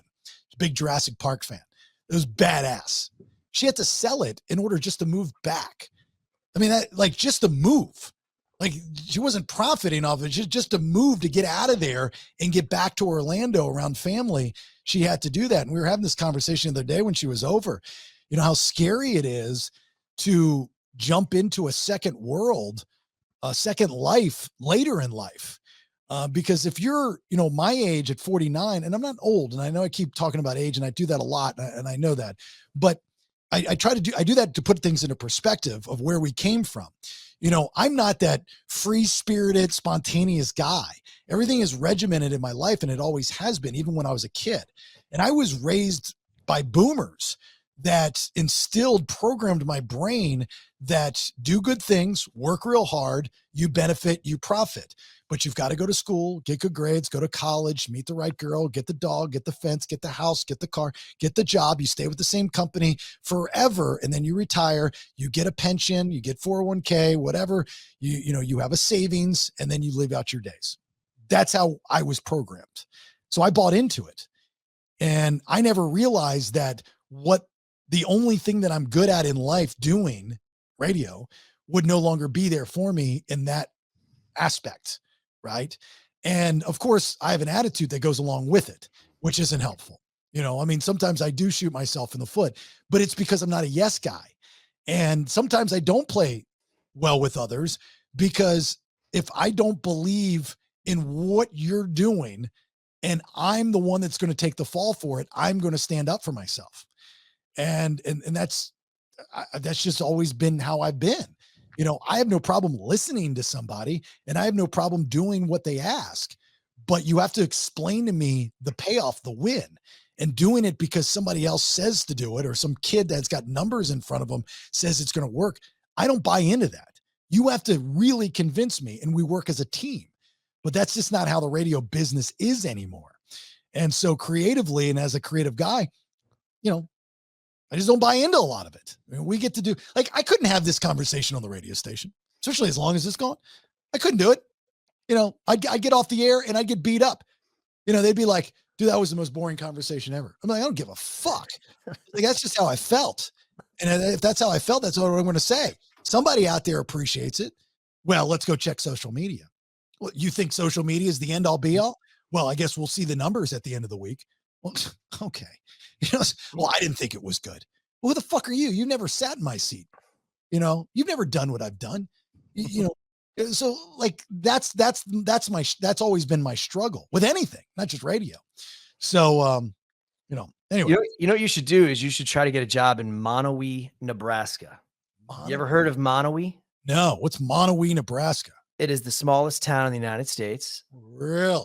Population 1. What? And you go there, you can get 100% of the market to listen to you, and you're successful. So or you piss them off. Or you piss them off. You're at the guy's house. Hey, man, we're having podcasting Force 5. So noticed you didn't buy your ticket yet. There's still one available. It's free. I just need you to take the ticket. You want to talk about the ultimate failure is if you can't win with one person. Yeah, maybe don't go there. Maybe like you're lucky you'd just be a total prick. Yeah. You'd be like, come on, man, be my friend. He's like, no, I'm good. I'm gonna listen to AM.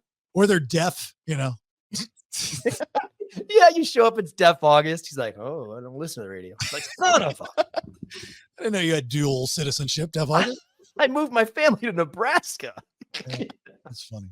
So, but I never, it's like, again, I don't know if it's because I'm getting older or what, but certain things just, I don't know.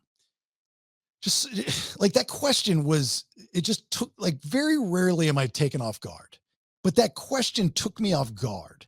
It was very personal, and I like I said, I was rattling off the answers, but I got to get back to this guy, this poor kid needs answers, like probably about 10, 15 questions, and I'm answering them to the best of my ability, and then I get to that last one and I'm getting ready to type the answer. And I'm like, what the shit? I don't know the answer to this.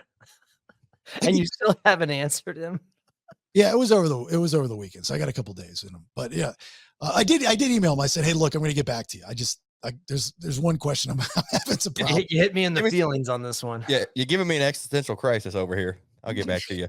Yeah, but I mean, do you guys ever? Am I like in that stage of midlife crisis or something where probably?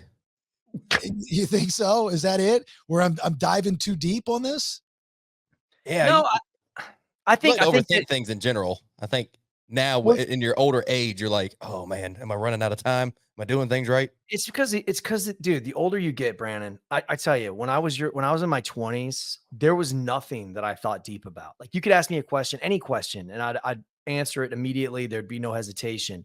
What do you love the most in the world? Who's your best friend? What do you like? What do you hate? And then you get to a certain age and you start putting things in perspective and you're like, this is crazy. Like, those questions aren't so easy anymore.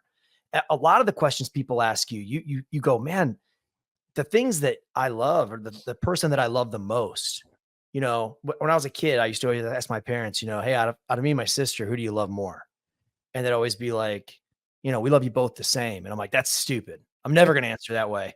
And then the older you get, I look at my kids now and I'm like, this is weird, because you love and hate things equally, but differently. And the perspective hits you. And when somebody asks you a question like Jason got asked, and they're like, what are you afraid of? Man, I'm afraid of a lot of things. And when I was in my 30s, 20s, I wasn't afraid of anything. Mm-mm. Now you sit there and go, Chuck, are you afraid of getting punched in the face? No, not at all. But I'm afraid of failure. I'm afraid of embarrassment. I'm afraid of, but it's not embarrassing me. It's not about failing me. It's about failing the people that you love and the people that love you and rely on you and count on you. And when you're in your 20s, all you care about is you. Mm-hmm. The older you get, you care about everybody else. You sit there and, like Jason, I'm not trying to put words in your mouth, but I guarantee you, Jason's over there going, I don't want to fail because of Brandon. I don't want to fail because of Chuck. I don't want to fail because of, and you really do start putting other people ahead of you, and you don't even mean to, but that's what makes you a good person. That's what makes you somebody that really does care. So Brandon, you kind of snickered there, but there's 100% truth to that. And that's how I've always been. And not just on this show, but I have gotten railroaded time after time in my career where I put people on my shows ahead of me. I put my contract on the line for people that ended up stabbing me in the back and not appreciating what I did for them. I got people paid. I got people insurance. I got people careers and jobs, and it's quickly forgotten. And it's very hard to continue to do that, even though I still like to do that. You know, I would give certain people, because they never had a bonus structure, I would give them money out of my bonus because that's what a good leader does, only to years later be jobbed by them. You know what I mean? Quickly they forget those things.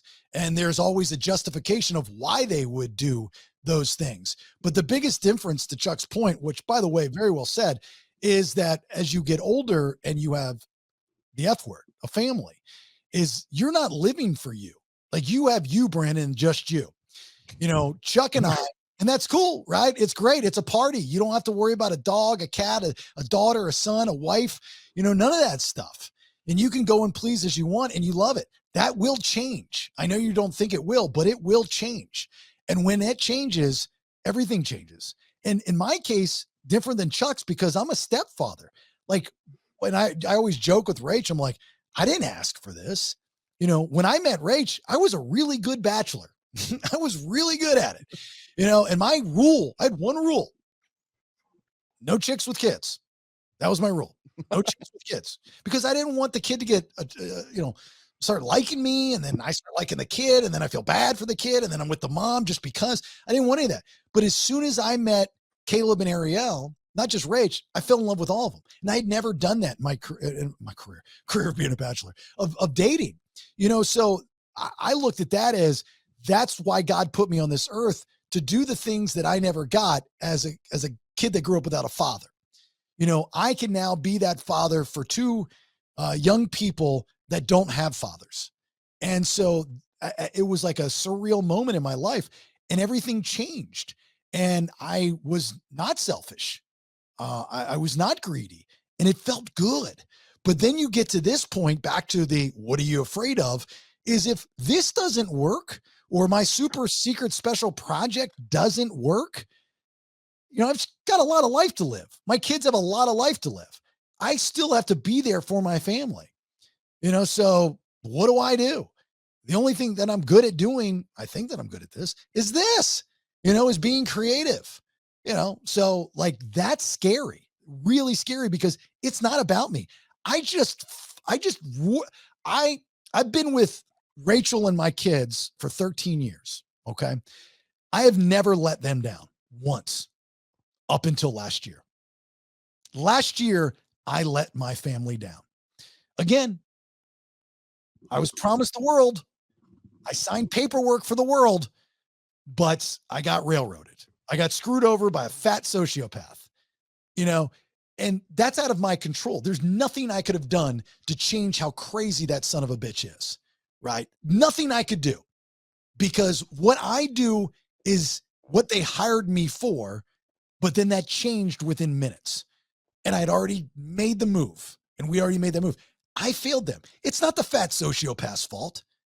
He's going to be fat. And he's going to be a sociopath the rest of his life. You know, I can't change that, but I got roped into it, and my family got roped into it. I failed them. That feeling, I never want to feel again.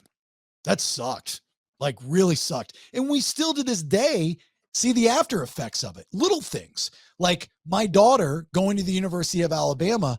I didn't realize how big of a deal it is this day and age when you're a transfer student. There are a lot of things that are different when you're a transfer student, especially like in the sorority life and this and that. I know it's like very, first world problem stuff, but if I wouldn't have made the mistake of going to California and she would have gone to Alabama at the get-go, she would not be experiencing these things. You know what I mean? Paperwork and this and this and this and that. But with all that being said, everything happens for a reason. You got to make the best of your situation. You can't whine about it, and you got to win, and then let everybody, you know, bite your ass and eat a bag of dicks because you were able to overcome the adversity. And that's a true winner, to overcome adversity, you know? So every day that we put out an episode, that's in my head. Will we be able to overcome adversity? Is this show good enough to gain another listener? Will this get to somebody else that doesn't know what we do and go, you know what? I dig this shit. I'm going to stick around. These guys are fucking funny. Whatever this guy's fucking ranting about, I kind of get it. Let's do it. And then maybe even, oh, you know what? I'll pay $4.99 a month. I'll subscribe, or I own a business. Yeah, I'd love to advertise on this, that kind of thing. So it's a challenge every day that we do this, So here's the moral of the story is I'll get back to your email here soon. And we're thinking about dropping prices to $4.96 a month. That way people can afford it. Yeah, I wish. Yeah, a little discount. Yeah. I wish I could control the subscriptions. I can't. It all runs through Spotify. I can't do it. So, I wish I could do it. There's a lot of things I wish I could do differently with this thing, but I can't just because of the technology. I was thinking about asking you, Chuck, if you could write some programs. I have a couple programs I can send you that will get the discounted rate in for people. All right. You just rattle off some stuff. I'll send you some notes and just make it happen by next week. You got it. Brandon, you ready? I'm ready. One question with Brandon. Let's go, Brandon! Let's go, Brandon! One question with Brandon. I did good. All right. So you just got in a car wreck, right? And you're about to die. And the cop comes up to you, maybe the EMT, that's the name of him. And he says, all right, sir, we only have enough blood to save part of you. Do you want to lose your legs or do you want to lose your arms? What do you tell him? Arms, legs? Arms or legs? You can only keep one. I mean, you can only keep a set of legs or a set of arms. Is your penis still going to be intact? Yeah, it'll still be down there. Either way. I think I'd lose my legs. Really? I'm going to lose my arms because I need my legs because I don't want my junk to be rubbing on the ground when I scoot around and stuff. Oh, that's a great point. Great observation. That would hurt a lot. Then you can't grab stuff and you can't whack it. Okay, so but let me you can whack it for me. Can you get a prosthetic? No. This is in like the 1800s. What 1800s? What are you talking about? All right, this isn't a world without prosthetics. No, Jason, no. We don't have that type of technology anymore. Do you know what a prosthetic is? Yeah, it's a fake limb. But why did you say 1800s? Well, I forgot they made them out of wood back then. Like technology's come a long way since the 1800s, and also I'm saying we're in the 1800s, so that way there's no option for prosthetics. But I think they had wood ones. But you're in a car accident. Yeah, there were no cars in the 1800s. Did I say car? I meant carriage. There was no EMTs. There was somebody that came and checked on you. Cowboy. All right. I'm keeping my legs, man. I've seen too many of those videos online of dudes without legs and they're always scooting on their junk if they have junk. And I'm just like, I don't want to do that. I'm keeping. God, that's such a tough question. Yeah, I mean, like I was thinking, if you don't have legs, you can still participate in the handicap basketball games. It's true. That's true. That's very true. With a dirty wiener. It's the new dirty wiener basketball games. Why are you so dirty? I had to choose. I kept my arms like an idiot. Yeah, you know what? I'm going to lose my legs as well. Not as well. I'm keeping mine. Oh, you're keeping your legs. You're losing your arms. I'll be a straw with a heartbeat, baby. Yeah, I'm losing. I'm losing my legs. I feel like life would be a lot harder without legs, though. Look, David Wagner. You know who David Wagner is? Yeah. No, I don't know why I just lied there. Okay. David Wagner is the winningest tennis player as far as championships of all time. Maybe two on the list. More than Nadal, Federer, Djokovic, any of those guys. And he's in a wheelchair. So he wins just about every year, Wimbledon, all the majors. Is he playing people with legs, though?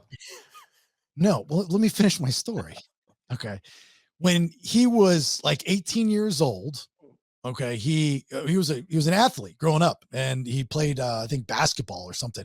He's getting ready to go off to college on a scholarship and whatnot. Grew up in California. He's out at the beach, freak accident, gets paralyzed. Okay. So he doesn't lose his legs. He just can't use his legs. And, but he can use his arms for the most part. And he was just learning tennis at the time of the accident. He didn't go into a depression that much at all. Whatnot. He just moves forward and he becomes a professional tennis player.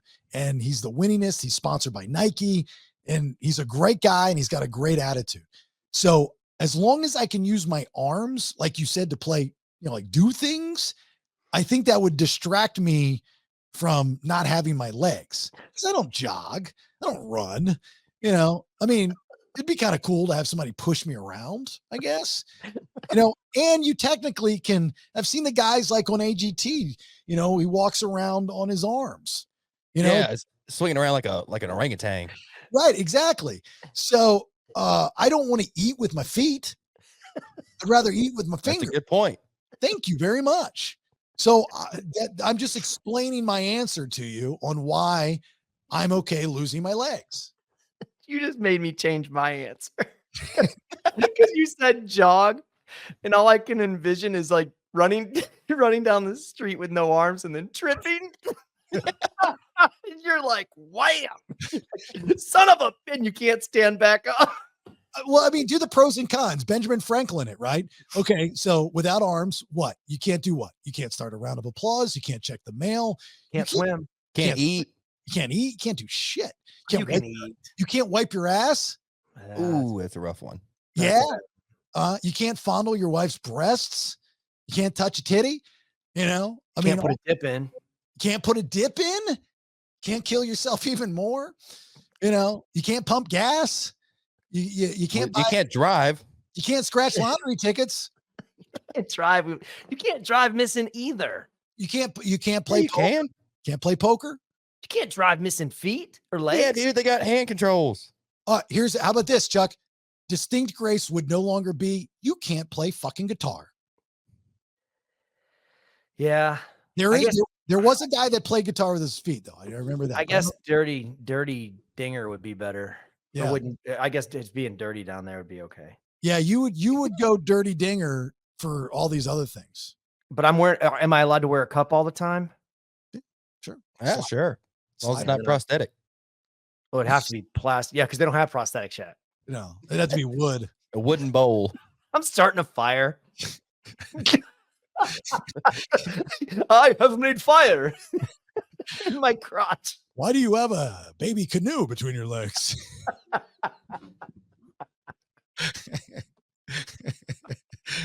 That's a very odd accessory. Oh, Brandon, that was a stupid one. Where'd you come up with that? Were you high? No, I think I was watching what was I watching? Oh, I was watching Signs, when she gets hit by the car. She all trapped against a tree. He was watching a show called 1800s. That's not that's not Signs. I thought that was a Scary Movie or something like that. Mel Gibson. Well, they did it in there too. You're talking about the Mel Gibson one with the aliens? Yeah. And Joaquin Phoenix. Joaquin Phoenix. Was she alive when he got there? Like inside? Yeah. Remember the preacher ran into her and her body was all held up against a tree, and they're like, well, if we move her, she's gonna die. So I didn't know that was in Signs. I thought it was just Scary Movie. That was hilarious. Well, it wasn't too funny in Signs. Oh. It's very scary. I have a buddy that loves the band Tesla, but he stutters and he always says signs. Wow. That's a good one. Brandon didn't get it. There's another musical I haven't seen. Why don't you just lie, Brandon, and say yes? That's the worst. When somebody says, you know what I'm talking about? You're like, yeah. And then they'll like start talking like in detail and you're like, crap. I don't know about this. I'm sorry. I'm sorry. I don't know about this. All right, Brandon. Once again, one of these days you'll take the list that I believe Tara or Vanessa put together. Tara. Oh no, you have to resend that. That's been a long time. No, why don't you just search in your email? Well, I got like 10,000 emails from you. What? Yep, 10,000. Why don't you just go into your Google Docs? I guarantee there's none other in there. There's nothing else in there. Oh, I got a lot in there. There's none in there. There's none in there. Or why don't you just ask Tara to send it to you again? Yeah. Tara, could you send that to me? But why? The reason why I wouldn't send it because you're not going to do anything with it. Oh, so you didn't even send it to me? No, I did send it to you, but you didn't do anything with it. What was it supposed to sit here and read them? Like, hello. No, we had a conversation about this. Yeah, it was a long time ago. Maybe a month. Half. No, it's longer than that. It would just, how many were on there? Like 60? She got every, I mean, like that girl went and got every one question with Brandon from the very beginning. Like she did all of that work and you didn't do shit with it. And I asked you and you agreed. I said, just sit there for like an hour one day in front of your camera and just record each one. Go, what would you rather have? Blah, blah, blah, or blah, blah, blah. That was it. And I even said, I'll edit it. I'll chop it up. And I was going to do all these little videos of one question. I was going to produce them and put it out there. And you agreed to it. But That sounds good. We can do that. We'll do some work. Fine. He just agreed again. So Tara, I know you're listening. Get with Brandon and you guys can figure it out. What did you send it as? You don't know shit.com. One question. It's a Google Doc. Just go into your Google Docs and search for it. It's very simple. You sound like Chuck right now. I've got a bunch of Capital One stuff. Overdue bills. All right. TheDailyShow.com. Please get your tickets for Podcast and Pours 3 and 4. 3 is coming up Saturday, October 12th, Tannery Road, Buford, Georgia. Distinct Grace with the big set. With the live podcast, $1,000 cash and prizes, karaoke contest. Brandon will be doing his song. Good people, good drinks, great food, all kinds of good stuff.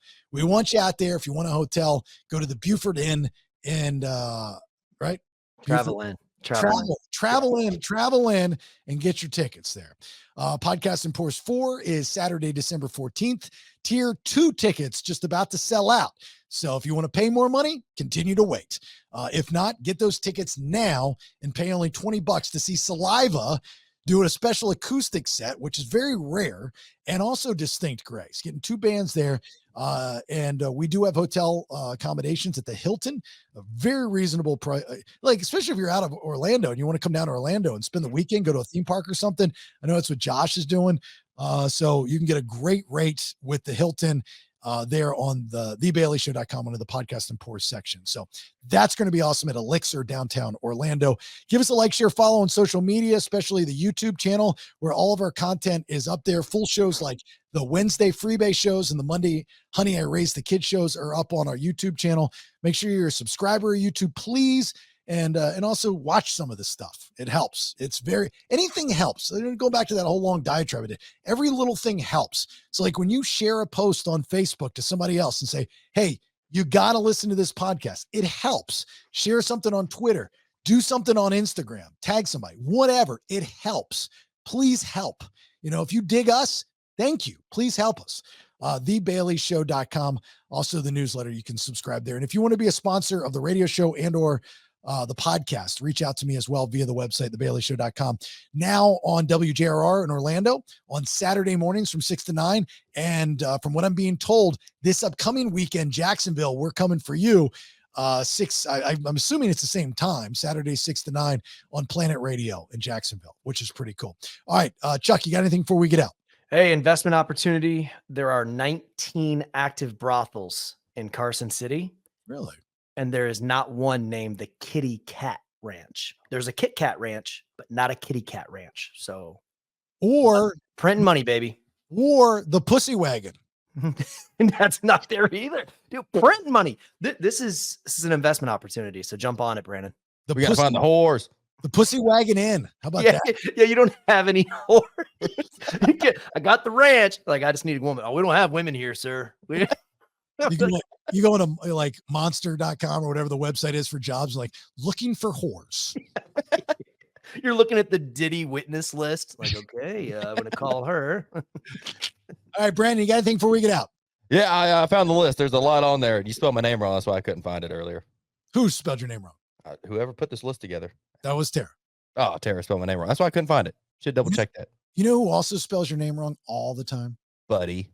Oh my God. I keep asking him. I'm like, it's with an E, not an O. And he still wants to put O. And I don't understand why. I think he doesn't like me because he thinks I'm Michael Davis or Michael Harris on there. And Michael Harris just badmouths him. Oh, he thinks you're what? Oh, the guy on the Two Peers Facebook group? Yeah, the crazy guy. Everyone thinks I'm him for some reason. You are. And Buddy's like sold on it. I think Buddy is sold that is me. Bloody Buddy. I thought that was you for real. That's not you. No, it's not me. Yeah, I don't know. You're bad. It might That's be. exactly what you would say. Yeah. I do. Yeah. I do know there's some troll accounts. I blocked some of them, and I was able to find out. It saddens me who some of the troll accounts were, but I was able to find out some of who they were. People that I know. I was like, oh man, you don't have to be like that. Like if you're gonna get some balls about yourself, get some balls, but just fucking say it, right? Don't come under some fake name, dude. Like you're in your 40s, no trolling in your 40s. Like that's you're out. It's a little out. You're too old for that shit. Stop that stuff. So you hold your right hand up, Brandon. Okay, is that your right hand? That's your left. No, hand. it can't be his right hand. I did. Say I, Brandon Thrasher, I, Brandon Thrasher. Oh, my hands are dirty. under God himself, Under God himself. I swear to God, Oh, I don't know where this is going. I swear to God. and I swear, let me see all your fingers. I'll make sure they're no, the other way. Yeah. Your fingers look like alien fingers. So dirty. It's so Yeah, gross. so dirty. See that? Y'all do that? That I am not Michael Davis on the social media. Harris, Michael Harris. Yeah, I promise to God and my country and my fellow citizens, I am not Michael Harris on the Facebook. But it's Davis. That's Harris. Oh, Harris. Michael Davis is another person, but he's not the crazy one. Oh, so you're not Michael Harris. So I'm not Michael Harris. So Buddy starts spelling Brandon's name correctly on the videos. Yeah. Do we Yeah, believe? or I'm gonna run my fingers through your hair. Well, I think he's bald, isn't he? I just He's don't got a want little bit of Michael. hair. I just don't want Michael Harris to stop posting. I actually enjoyed it when I thought it was Brandon, so I'm just gonna keep believing it's Brandon. It's funnier. It is funnier. Makes it funny. Until Michael Harris reveals who he is. Then we'll think, Podcast and Pours 3. If we can get him to come out of hiding for Podcast and Pours 3, that'd be huge. oh my God, if we could get him to come out, that's if he's a Georgia guy. You don't know if he's a Georgia guy, but if we could get the Michael Harris guy on stage so everybody can see who he really is. With an ID. All right. Thanks for listening. Hope you have yourself a great, safe rest of your day. As always, thanks for the support. Until next time, we'll talk to you then, and bye. Thanks for listening. Till next time, check out thebaileyshow.com. Make sure you like, share, follow on all socials. I leave you with these parting words. Never got a pink slip either. You know what I would get? A guy would come around to my desk and say, "Get the fuck out of here!" What do we want to talk about? Subscribe at thebaileyshow.com. Yeah, baby.